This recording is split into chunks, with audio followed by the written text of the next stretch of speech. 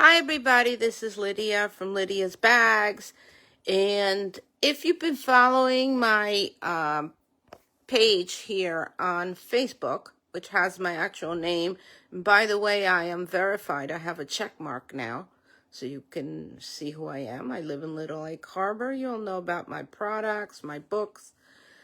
I've been posting a lot about the flood. As I said in my previous live video, I dedicated my small group of followers to post about the flood as I saw the videos come up. Now, there were a couple of videos that Facebook said they would check by fact checkers, that this whole thing about the FEMA blocking the donations was false. Okay, so I don't know if something is false or not. I just do people the kindness of sharing, and I don't have time to check if it's false or not. However, I did check with FEMA, and I know that they do things like this. They will sometimes take over areas, places where there are donations because they want to redistribute the materials in their own manner. Okay? So this might be true because I know FEMA does these things regularly. I don't know. But I do know that most of the videos that I post have to do with the water, the rain, and the dam openings. And if you look at my thread, I have posted a few articles. One of them I posted on LinkedIn simply because they have a better platform for posting articles. And I linked it with images. And this was research that I did about the dams. Now, the dam system is run by the Tennessee Valley Authority. And if you look back at that, and I did all the research, I actually used AI to help me speed up the research because it's very hard to get all this research done unless you have something like AI doing the research for you. And I found out that, yes, indeed, TVA runs those dams that opened up during the storm. And you can see many of the residents saying that all the dams had opened up and they heard it on the radio. Okay, so there's about 2 or 3 videos that say that.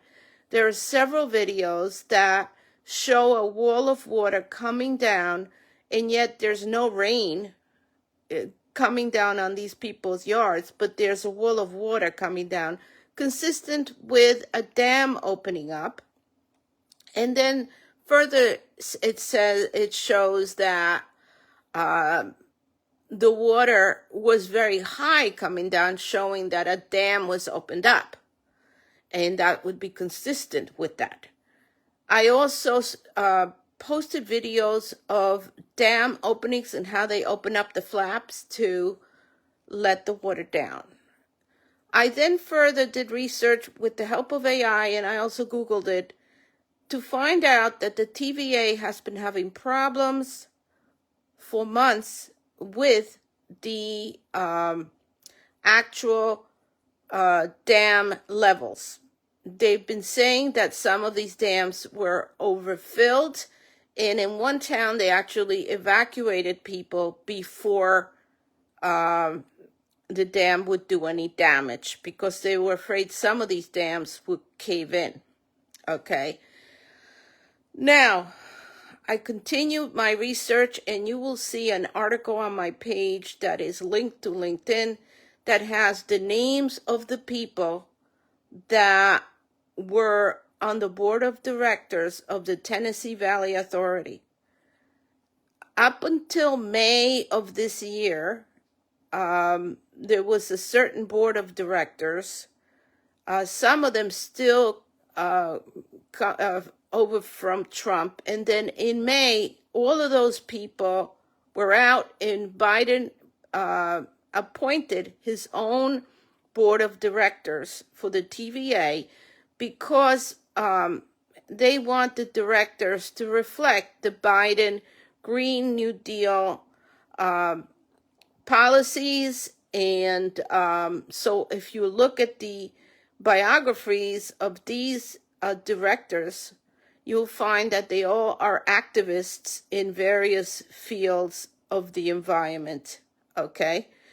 None of them, unfortunately, seem to have an engineering degree, which is what I have. I'm a chemical engineer, or any knowledge of hydraulics or dams. So they put these people in charge, basically the board of directors. There were 3 vacancies, which I did not see they filled.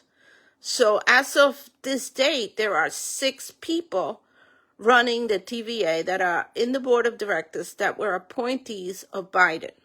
Okay. Now, at that point, I see articles that say that the actual dams have been overflowing for months, okay? Now, as an engineer, I know that if you have a dam that's overflowing for months and the rainy season is coming up, which comes every year, okay, that you should be taking steps to drain that dam, that lake behind it. And if you can't open the gates enough to let the water in at a controlled way for months, if you did it slowly instead of in one day, but you did it slowly, you wouldn't flood all those people. You would do it, and the river will be high for a while, and you might succeed in draining those dams within a few months, so you could have enough room for the rain and during the rainy season to accumulate. Okay, if you can't do that because there's a problem, then you're going to have to figure out a way to drain those dams another way. You may have to drain them, taking the water somewhere else, piping it elsewhere. Okay, and those are projects that needed to be done a year ago. And Biden put in those board of directors, but they did nothing. And there were 3 vacancies, which my article says that this led to mismanagement. For months, I see articles saying that they need to evacuate those people because of the dam. They haven't done it. So now they waited until a big storm, which put out 30 inches of water onto the dams, plus all the water that rolls in from the mountains. And now they open up all the dams all at once and, of course, flood everybody. So them saying that it was the rain that did it is completely technically inaccurate. The problem was the opening of the dams during the storm, which they waited way too long to drain those dams. There was just no room to hold the rain. Okay? So this is who's at fault for the damage that happened in Appalachia. There were only a couple of TikToks that mentioned the dam openings. The radio did mention it, and there were several victims that mentioned that the dams had to be opened. But nobody questioned why they had to open the dams during the storm. Nobody questions why. These things, these types of storms happen all the time. This idea that this was an unusual storm, that it never happened in Appalachia, it did. I went back and looked at the storms. Yes, it did. In 1947, there was a storm like this. There were always storms like this, except that the dams, which were built during World War II, were properly managed before. And so they never ran into this problem. They did run into it years before, in, I think, 1917 or something, before they put in these dams with the idea that the dams were there to prevent floods. actually the dams are a way to prevent floods. They use some hydroelectric power, but they were not installed for the power generation. It was installed to prevent flooding in that area from storms. So the fact that they opened up all the dam gates, DAM, at the same time during the storm shows to me that they were not prepared. They didn't do their work that they were supposed to do months before in managing the dams. Now, I also posted an article showing you what needs to be done to manage dams. There are a number of things. They need to properly drain the dams, and the way that they drain it is by doing predictive modeling, and they have to know when the rains do come so that they're prepared and there's enough room to hold the rainwater before the storm. So this is a science that needs to happen. This needs to happen to manage the dams. And people have been complaining about the fact that the TVA has been unresponsive.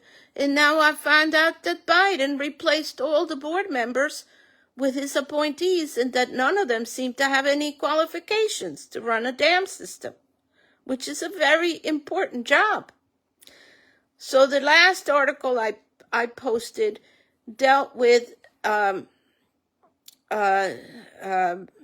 Congress just passing a bill to help the TVA rebuild the dams or reinforce the dams after there was a major disaster which that killed thousands of people. And I've gotten word that it's thousands, it's not a couple hundred, and destroyed many homes and roads and bridges and everything else. Now, all of a sudden, they pass a bill to help the TVA rebuild the dams.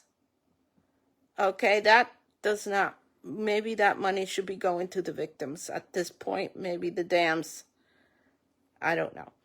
So it seems that the incompetence of the government in running, because these are federally owned, TVA is federally owned, okay, to run a dam system which is meant to prevent floods, created the flood due to lack of proper maintenance, okay? And this is in all the articles. You can look up TVA, you can Google different articles and different search engines, and you will find out that this was an ongoing issue for a long time. So them blaming the storm for what happened is misinformation. If you're talking about misinformation, and I'm not even talking about FEMA because you all know what I went through with FEMA during Sandy. So I have no respect for these people. I had no food, no water, no electric for weeks and weeks and weeks. I lost one home in Little Lake Harbor completely to the storm surge. And I had to fight with them, uploading, gigabytes of information and being on the phone every day for 2 years to just get the money that I was due because I paid for flood insurance. So I wasn't getting any handouts here. I paid for that. And they wouldn't give it to me. So, but during the Sandy itself, we asked for just $1,000 for the food we lost. We had no food. We asked for $1,000 just for the food we lost in the refrigerator, and they wouldn't give it to us. I had no gas to get to work. My boss was not allowing me to not come in. So I took numerous trains. It took me hours to get to work. I eventually lost that job because my boss went out of business due to the storm. And we had no place to stay. The hotels were all full. Talk about all the immigrants getting hotels. I didn't get any. And my dog, worst of all, my dog was freezing. I had a little cockapoo, a red cockapoo. And my house was freezing. This was the middle of the winter. There was ice outside and we had no heat. I had to go to work. My husband had to go to work. And our little doggy would stay there in a freezing apartment. So I begged a friend in Connecticut to please take me in because my dog was freezing. And that, I didn't care about me. I cared about the dog. And sure enough, she let us stay for 2 weeks. Thank you, Alexandra. And I was able to commute from Connecticut to New York City for my job. At no time did FEMA ever give me any money for hotels, for food, or water, nothing during Sandy. There were people whose houses not only got flooded in my neighborhood, but caught fire at the same time. So they had fire and water in the same location. FEMA was never in my neighborhood. Never. They never came to Baldwin, New York. I never saw them. We all had to clean out ourselves. In Little Egg Harbor, we did have one contractor who was an agent who went through my house that was completely gutted. It was completely gone. We took out the moldy stuff and put it outside. He said he was only able to give me $1,000 for the furniture. And I said, no way. I said, I paid flood insurance. He said, no, this is all you're going to get. He's a contractor. His job was to basically save OSHA, FEMA money and to try to lowball all of the estimates. Okay. It took me 2 years to fight to get the money back for the house for the amount that we had lost. And I did all my own estimates. I took all the pictures. I uploaded them. Then I uploaded them again. I had to send them a FedEx package with the printouts. I mean, I had to give them all kinds of documents that, thank God, I still had. And this took 2 years of fighting every single day on the phone every day until I got what I needed to get, which was mine. So I didn't really have any real respect for OSHA. Their systems are antiquated. Their people are crooked. At least this guy that came to my house, he was a total crook. And they never gave me anything during the actual, when I really needed it, when I was in real trouble. They never helped. So that's why I'm not going to go and lie about whether OSHA is doing something or not at Appalachia. All I can go by is the videos that people are posting. And I try to see if they're telling the truth or if they're trying to exaggerate. Sometimes I post it and then Facebook puts in like a little banner and says, oh no, this was